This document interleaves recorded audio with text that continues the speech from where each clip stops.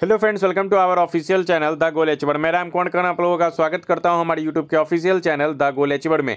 जी हाँ फ्रेंड्स, जैसा कि आप लोगों को पता है, आज आईबीपीएस पीओ के मेंस के एग्जाम्स कंडक्ट करवा लिए गए। ये एक ही शिफ्ट में कंडक्ट करवाया गया और सेंटर्स पे काफ़ी मिसमैनेजमेंट भी देखने को मिला, क्योंकि बहुत सारे बच्चों के एग्जाम्स स्टार्ट हो चुके थे और वेरिफिकेशन वगैरह चल ही रहा था, तो इसमें बच्चों के काफ़ी माइंड डिस्ट्रैक्ट भी हुए।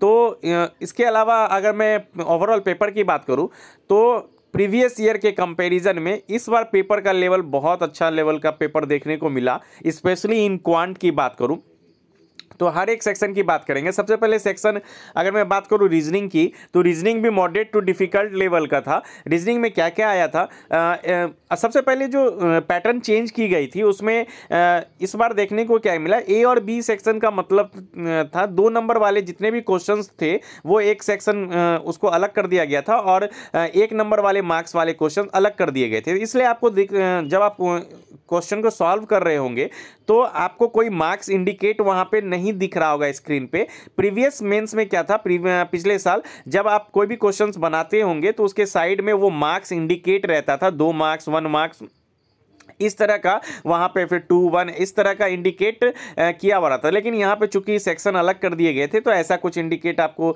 नहीं किया गया था। तो 2 मार्क्स वाले क्वेश्चन अलग और 1 मार्क्स वाले क्वेश्चन अलग थे। रीजनिंग की अगर मैं बात करूं, जहां तक मुझे याद है तो 2 नंबर वाले में एक डायरेक्शन सेंस वाला क्वेश्चन था जो काफी लॉजिकल क्वेश्चन था, डायरेक्शन से रिलेटेड।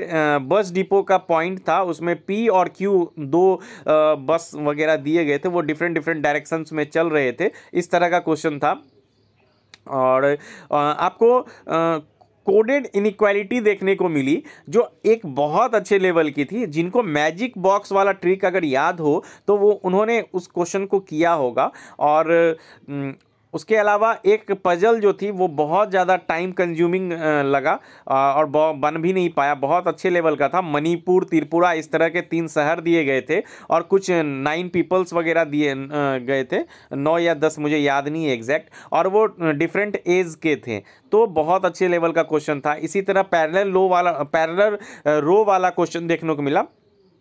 तो उसमें पैरेलल वाले क्वेश्चन में जो था उसमें रिलेशन भी दिया गया था। जी हाँ, पहले आपको रिलेशन फंक्शन वाले क्वेश्चन, आपको रिलेशन निकालने थे, उससे रिलेशन के साथ साथ आपको उसमें वहाँ पे सिटिंग अरेंजमेंट यानी कि आपको करना था। इस तरह के क्वेश्चंस देखने को मिले। तो ओवरऑल अगर मैं रीजनिंग और ज़्यादा तो मैं रिमाइंड नहीं कर पा रहा हूँ क्वेश्चन तो, और स्टेटमेंट आर्गूमेंट के क्वेश्चन काफ़ी मिले, क्रिटिकल रीजनिंग के भी क्वेश्चन काफ़ी थे।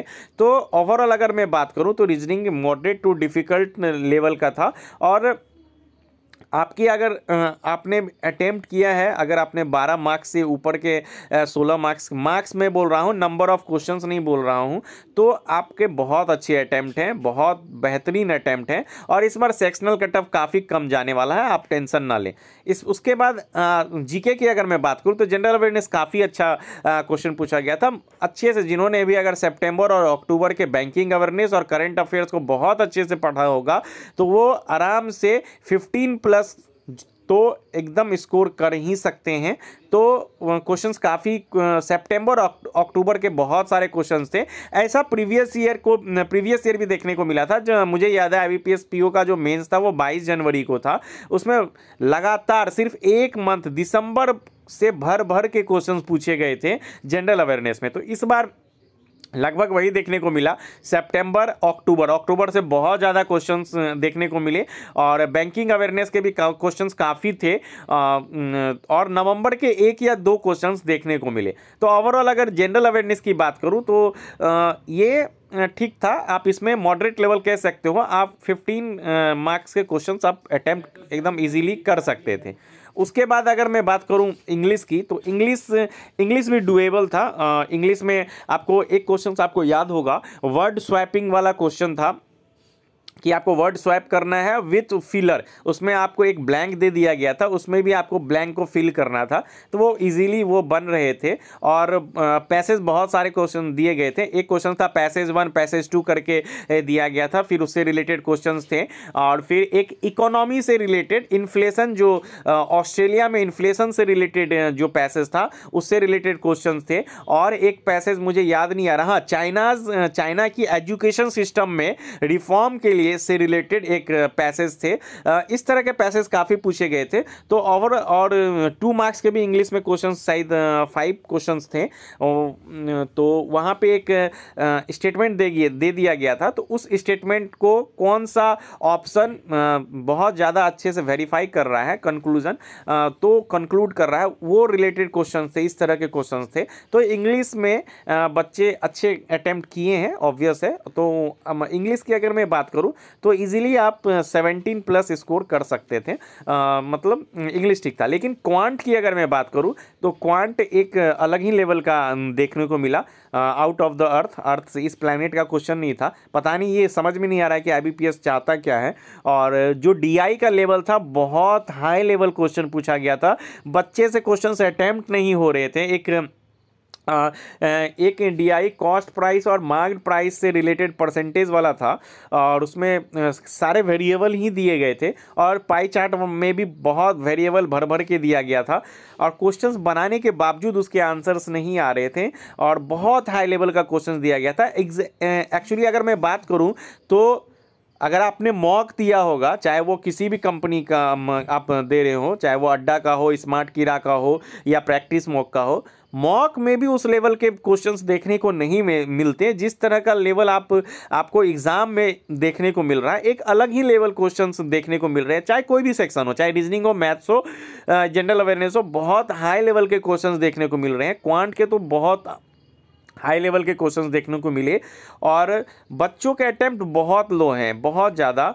और मुझे लगता है कि एवरेज जो स्टूडेंट होंगे उन्होंने 2 से 5 के बीच में अटेम्प्ट किया होगा। और इस बार सेक्शनल कटअप 1 या 2 मार्क्स ही रहने वाली है मैथ्स की। जी हाँ फ्रेंड्स, 1 से 2 मार्क्स ये जाएगा, मैक्सिमम 3 जा सकता है, लेकिन 1-2 से ज़्यादा नहीं जाएगा, क्योंकि मैक्सिमम बच्चों ने उतना अटेम्प्ट ही नहीं किया। मैं देख रहा था बहुत बच्चे बता रहे थे कि मैंने 24 अटेम्प्ट किया, मैंने 20 अटेम्प्ट किया। ठीक है भाई, अटेम्प्ट करने को तो कोई भी तुक्का मार सकता है, हो सकते हैं ऐसे होंगे, कितने होंगे, 1000, 2000, 3000, लेकिन यहाँ जो वैकेंसीज है वहाँ ये 10,000 प्लस है। तो मेजॉरिटी जो है वो उतना अटेम्प्ट नहीं कर पाई है। इस बात को आपको ध्यान में रखना है और फ्रस्ट्रेट नहीं होना, और आगे इंटरव्यू की तैयारी करनी है, और जो भी होगा वो 15 से 20 दिन बाद दिखने को मिल जाएगा। तो क्वांट एक बहुत हाई लेवल का पूछा गया था, पता नहीं कहाँ से ये क्वेश्चंस लाए थे। और अर्थमेटिक के जो क्वेश्चंस थे वो भी बहुत हाई लेवल के क्वेश्चंस थे। मुझे याद है एक सिलेंडर वाला क्वेश्चन था, वो भी बहुत अच्छे लेवल का क्वेश्चन था।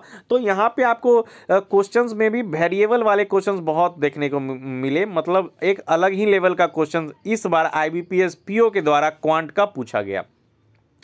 और डिस्क्रिप्टिव की बात करूं तो लेटर था, इस बार थोड़ा सा पैटर्न आपको इंटरफेस डिस्क्रिप्टिव का बदला गया था। पिछले बार राइट साइड में लिखने वाला ऑप्शन आते थे, इस साइड में दिए रहते थे। तो इस बार 1 2 3 करके दिखा स्क्रीन पे। तो मुझे लगा कि 3 क्वेश्चंस तो नहीं बनाने, लेकिन यहाँ पे आपको एक क्वेश्चन था, एडिटर को लिखने वाले लेटर थे, और ब्रांच मैनेजर को पासबुक प्रिंटिंग मशीन में जो ग्लिचेज आ रहे हैं उससे रिलेटेड कंप्लेन वाला आपको लेटर लिखना था।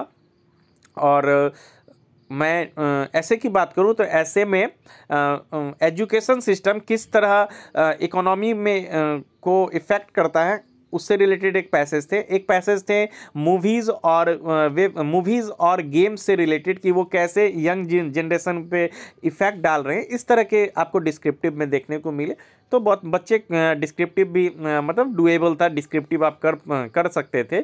और कुछ मैंने देखा जो मिसमैनेजमेंट के कारण कि बच्चों का एग्ज़ाम ख़त्म हो गया, बहुत बच्चों का जिनका बाद में एग्ज़ाम स्टार्ट हुआ था वो टाइपिंग वगैरह डिस्क्रिप्टिव दे ही रहे थे, और क्लास में बहुत ज़्यादा हल्ला हो रहा था, जिसके कारण बच्चे पता नहीं एक्चुअली क्या होता है कि एट ए टाइम आपको सेंटेंस भी सोचने होते हैं और टाइप भी करने होता है। तो इसमें काफ़ी डिस्टर्बेंस उनको हुई होगी, लेकिन इस मिसमैनेजमेंट से TCS को बचना चाहिए। ये बहुत ही गंदे तरीके से मिसमैनेजमेंट देखने को मिला।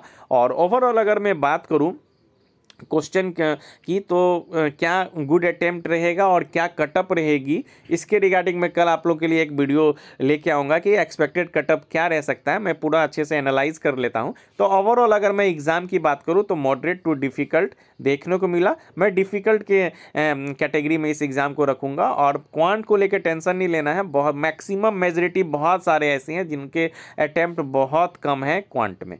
तो आई थिंक आप लोग के एग्ज़ाम्स भी हो गए हों और आप के अगर कोई डाउट हो तो आप कमेंट कीजिए और मैं जल्द ही कल आपको एक्सपेक्टेड कटअप की एक वीडियो लेकर आप लोग के लिए लेके आता हूं। Thank you for watching, keep watching our videos.